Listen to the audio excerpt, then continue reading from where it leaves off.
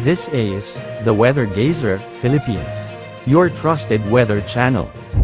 Ang gaban araw Pilipinas, nalik po na ang pinahuling update sa magiging ladin ng ating panahon ngayong araw at sa susunod na 24 oras. Sa kasalukuyan ay may minamonitor tayong bagyo sa labas ng ating area of responsibility at hulitong namatan ng pag-asa sa layong 1,920 kilometers. Sila ang hiladam silang ng extreme northern Rizal. Taglay na yon ng bagyo ang lakas ng hangin na maabot sa 45 kilometers per hour malapit sa gitna.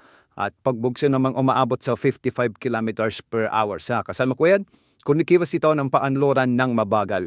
Ayon sa forecast track nito ay mababa naman ang tsansa mapa-apekto nito sa ating bansa at hindi rin naman inaasahang papasok sa ating area of responsibility. Samantala, dahil naman sa umiiral na habagat o southwest monsoon ay asahan ang mga pag-ulan sa malaking bahagi ng Western Visayas, sa may Negros Island region, sa may Zambales, Bataan, Palawan at Occidental, Mindoro. Dulot pa rin ito ng southwest monsoon, kaya posible ang banta ng mga pagbaha at pagguho ng lupa, lalo na humay mga katamtaman at minsan ay malalakas na pag-ulan. Samantala, habagat rin ang magdadala ng maulap na papawiring na may mga kalaptulat na pag-ulan at thunderstorms sa Metro Manila, sa buong Mindanao, ang malalabing bahagi ng Visayas sa may Cavite at Batangas.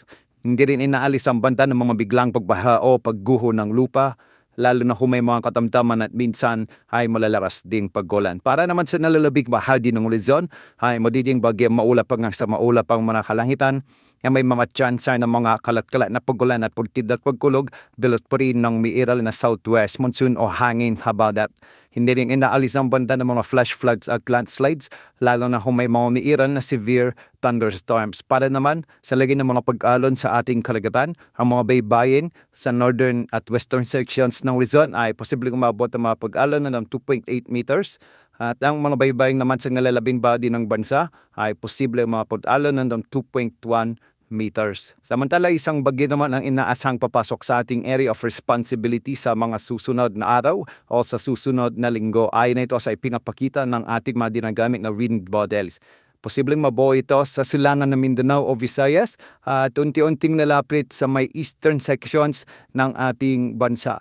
Hindi naman ito nakikita sa tama sa anumang bahagi ng ating kalupaan, ngunit palalakasin o hatatin ng bagyo ang habagat na magpapaulan at posibleng magdulot ng mga pagbaha sa maraming lugar sa ating bansa. Antabayan na ng mga susunod na updates ukol sa potensyal na sama ng panahon na ito. Yan ang update sa lagi ng panahon. Ito po ang Weather Gazer Philippines, ang inyong pinagkakatiwalaang weather channel. This is the Weather Gazer Philippines, your trusted weather channel.